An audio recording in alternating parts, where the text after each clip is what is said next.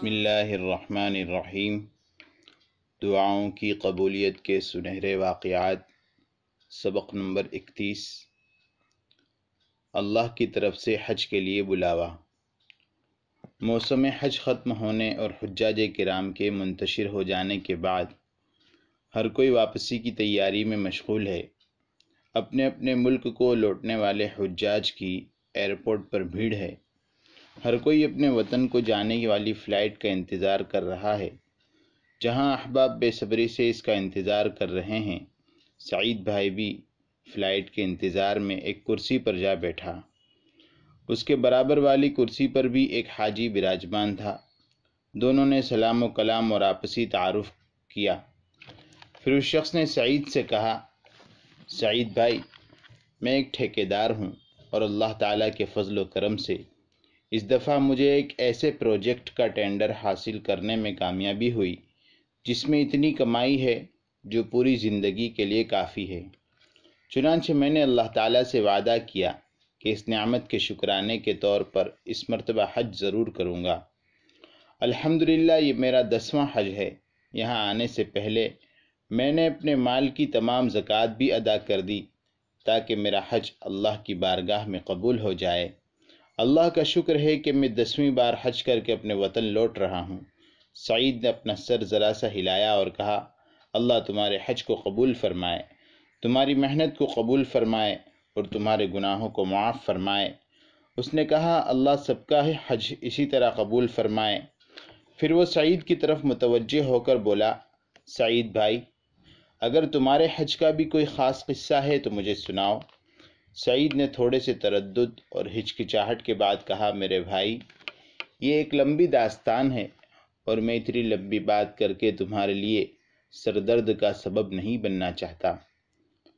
وہ شخص مسکرا کر بولا، اللہ کے لیے اپنا قصہ ضرور سناؤ، ہمیں یہاں سوائے انتظار کے کچھ کرنا تو ہے نہیں۔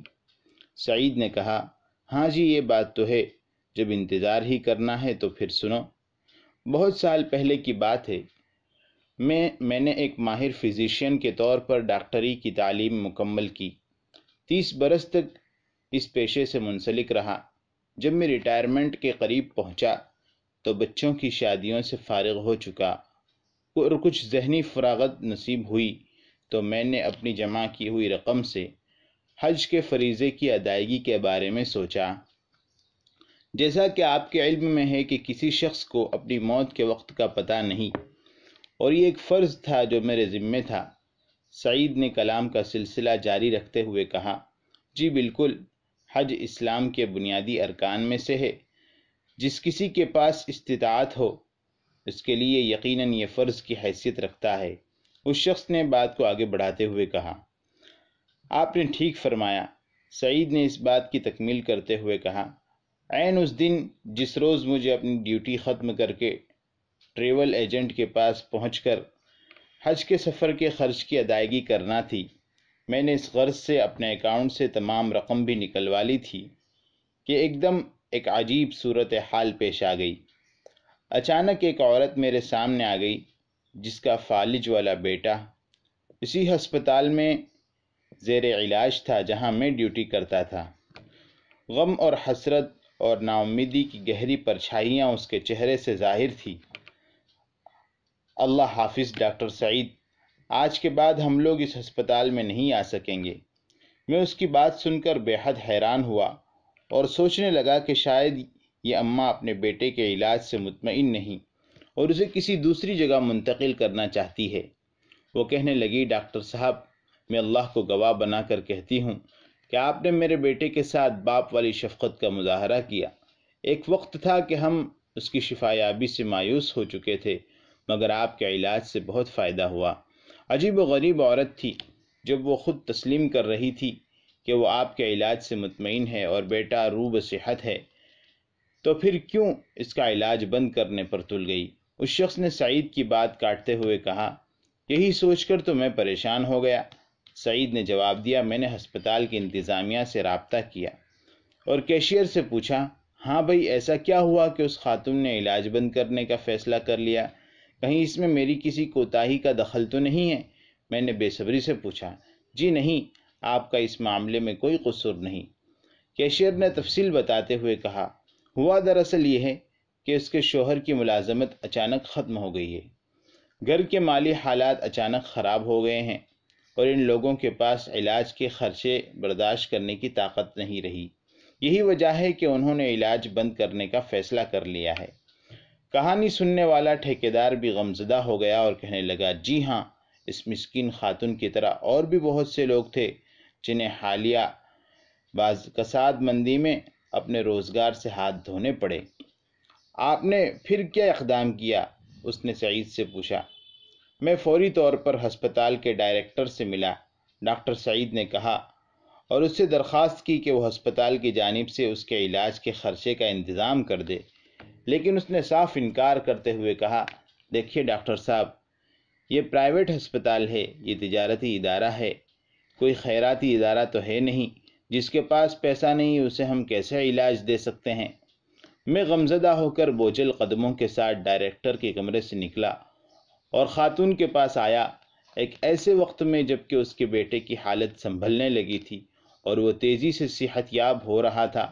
علاج بند کرنے کا مطلب بہت واضح تھا کہ اس مریض کو پھر اسی حال کو پہنچا دیا جائے جس سے وہ بڑی مشکلوں سے نکلا تھا۔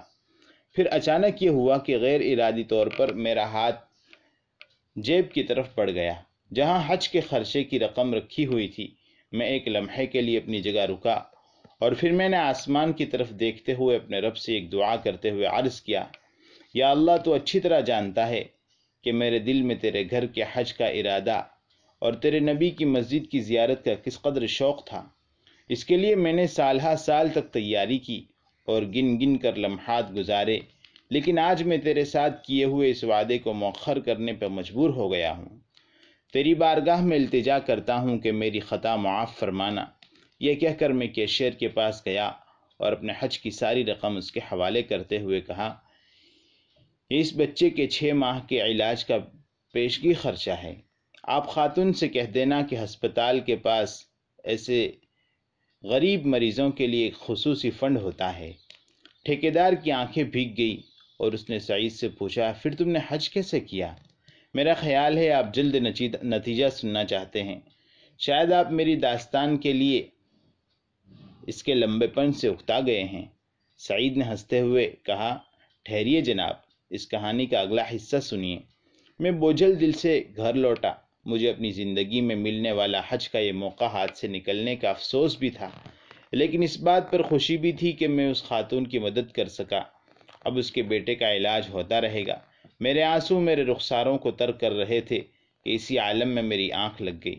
خواب میں کیا دیکھتا ہوں کہ میں بیت اللہ شریف کا طواف کر رہا ہوں اور لوگ مجھے سلام کر رہے ہیں اور کہہ رہے ہیں تمہیں مقبول حج مبارک ہو۔ حاجی سعید، ہماری دعائیں تمہارے ساتھ ہیں۔ مجھے ایک عجیب و غریب خوشی کا احساس ہو رہا تھا، حالانکہ مجھے معلوم تھا کہ میں حج نہیں کر سکا۔ بہرحال میں نے اللہ کا شکر ادا کیا اور اس کی تقدیر پر راضی ہو گیا۔ جیسے ہی میں نیند سے بیدار ہوا، میرے فون کی گھنٹی بجی اور دوسری جانب ہسپتال کے ڈائریکٹر کی آواز سنائی دی، سعید صاحب، ایک بڑے بزنس مین حج کرنا چاہتے ہیں اور ان کا اصرار ہے کہ وہ اس وقت تک حج کے لیے نہ جائیں گے جب تک ان کے ساتھ ایک ایسا ڈاکٹر نہ ہو جو اعصابی امراض کا ماہر ہو۔ ان صاحب کا ذاتی معالج جو ان کے ساتھ جانے والا تھا، اس کی اہلیہ اس وقت حمل کے آخری ایام میں ہے اور ڈاکٹر اس کو چھوڑ کر جانے کے لیے تیار نہیں۔ تو کیا آپ اس ڈاکٹر کی جگہ حج پر جانے کے لیے تیار ہیں؟ میں اس کو ناراض نہیں کر سکتا کیونکہ وہ ہسپتال کے آدھے شیئرز کا مالک ہے۔ اس کی ناراضگی سے میری نوکری جا سکتی ہے۔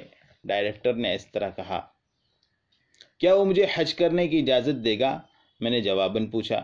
انہوں نے ہاں میں جواب دیا تو میں نے کہا میں ان کے ساتھ جاؤں گا اور ان سے کوئی معاوضہ بھی نہیں لوں گا۔ چنانچہ جیسا کہ آپ دیکھ رہے ہیں میں نے حج کیا اور نہایت آسانی اور سہولت کے ساتھ کیا۔ ان صاحب نے میری خدمات سے خوش ہو کر جب مجھے کچھ رقم زبردستی دینا چاہی تو میں نے انہیں وہی عورت والا قصہ سنا دیا۔ انہوں نے ساری بات سن کر ہسپتال کی انتظامیہ کو حکم دیا کہ اس بچے کا علاج ان کے خاص حساب سے کیا جائے اور ساتھ ہی یہ حکم بھی جاری کیا کہ ہسپتال میں ایک خاص فنڈ قائم کیا جائے جس سے غریب مریضوں کا علاج کیا جائے۔ انہوں نے اسی پر بس نہیں کیا بلکہ اس خاتون کے شوہر کو اپنی ایک کمپنی میں مناسب نوکری بھی دے دی۔ وہ شخص اٹھا، ڈاکٹر سعید کی پیشانی پر بوسہ دیا اور کہا، واللہ میں زندگی میں اس قدر شرمسار کبھی نہیں ہوا جس قدر آج ہوا ہوں۔